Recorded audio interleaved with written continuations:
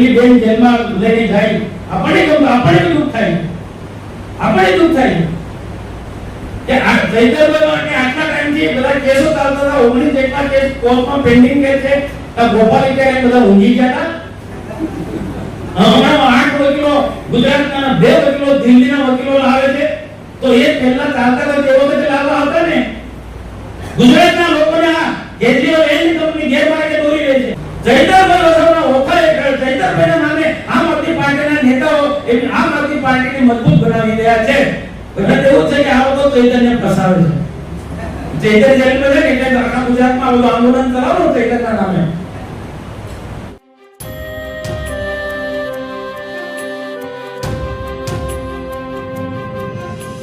રાજપીપળાના Ambedkar hall ખાતે યોજાયેલા એક કાર્યક્રમમાં ભરૂચના સાંસદ મનસુખ વસાવા અને નાંદોદના ધારાસભ્ય દર્શનાબેન દેશમુખની આગેવાનીમાં યોજાયેલા કાર્યક્રમમાં મનસુખ વસાવાએ ચૈતર વસાવાના જેલવાસ મુદ્દે દોષનો ટોપલો આમ આદમી પાર્ટીના નેતાઓ ઉપર ઢોળી દઈ આકરા પ્રહારો કર્યા હતા, જેમાં તેમણે કેજરીવાલથી માંડી ગોપાલ ઇટાલિયા અને ઈશુદાન ગઢવીને પણ આડે હાથ લીધા હતા.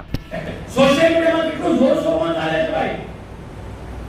કોઈ સરકારનો ઈરાદો નથી કે પાર્ટીનો કોઈ ઈરાદો નથી કે કોઈને જેલમાં મૂકી દે, કોઈના પર ખોટા કેસ કરવાના. કોઈને હું વિશ્વાસ સાથે કહું છું, હું દાવા સાથે કહું છું, પાર્ટીનો કોઈનો ઈરાદો નથી કોઈને ખોટી રીતના કોઈ કેસમાં ફસાવવાનો, ખોટા કેસો કરવાના. તમે બધા જાણો છો.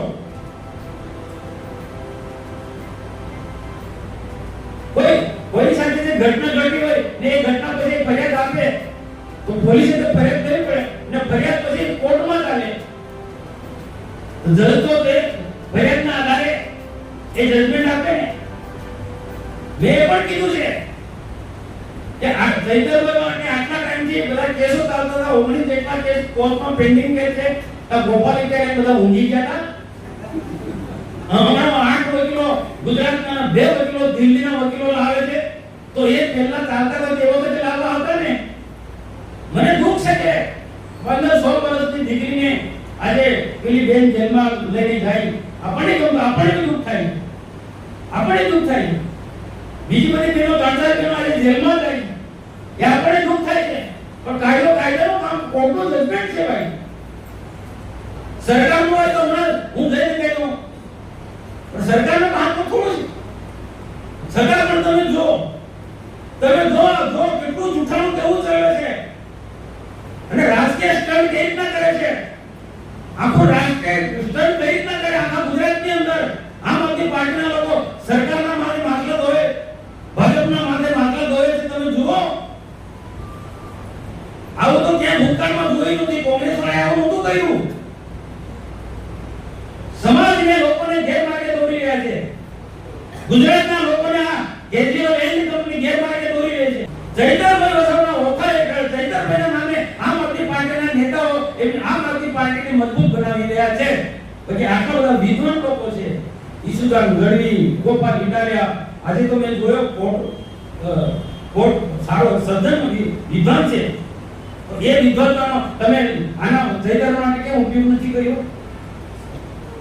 કેટલા ડિબેટમાં પેલા બહુ મોટી દલીલો કરે, આમ થતું તો તમારે જો બુદ્ધિનો ઉપયોગ કરવો હતો ને. આ કેટલા જજ કહે તો કે ચૈતન્યની સામે કોર્ટની અંદર બધા કેસ ચાલી રહ્યા છે, તો તે વખતે તમારા દિમાગનો ઉપયોગ કરવો હતો ને. કમ સાના મને નહીં કહેતા. મને તેવું છે કે આ લોકો ચૈતન્ય ફસાવે છે. ચૈતન્ય જેલમાં છે એટલે આખા ગુજરાતમાં આ આંદોલન કરાવો ચૈતન્યના નામે. એને જેલમાં આ લોકો જલસા કરી બાદ આમ આદમી પાર્ટીના નેતાઓ જલસા કરીને મારે રેલી કાઢે, આ કરે. શું લોકોને ગેરમાર્ગે દોરા નીકળી પડ્યા છે. આને કાઉન્ટર કરવું પડશે. આપણે વિચારધારાને કરેલા લોકો જે છે આ ને તો ખોટા લોકો શું છે, પેલા ઘૂસી જશે. સજ્જન લોકોને આવનાર દિવસો તકલીફ થવાની છે, સારા માણસોને તકલીફ થવાની છે. ને એક પણ કેસમાં ભાજપ કે સરકારે ઈરાદાપૂર્વક ખોટી ફરિયાદ કરી મને કોઈ પ્રૂફ કરાવે તો હું સંસદ સભ્યમાંથી રાજીનામું આપી દઉં, જાહેર જીવન છોડ દઉં. આ ખોટી વાતો કરનારા લોકો મારે ચેલેન્જ છે. ભાજપે કે સરકારે કોઈ ખોટી ફરિયાદ કરાવી હોય ચૈતન્યના વિરુદ્ધમાં, હા મેં ચોક્કસ પેલું કહીએ ન્યાયનો પ્રશ્ન કે 15 દિવસના છોકરાને લઈને જેલમાં જાય એ દુઃખ થાય, એમને બી થાય. ભાઈ કે સરકારે તો કોર્ટનો વિષય છે, તો તમે દલીલ કરી હતી ને વિદ્વાન વકીલોએ, આ બેનની મુક્તિ આપો, નાના છોકરું છે એને, આ મહિલાને મુક્તિ આપો, એવી વાત કરી ને વિદ્વાન વકીલ ગોપાલ ઇટાલિયા જેવો વિદ્વાન વકીલ, એને ખબર નહોતી, જજમેન્ટ આવ્યા પછી ખબર પડી.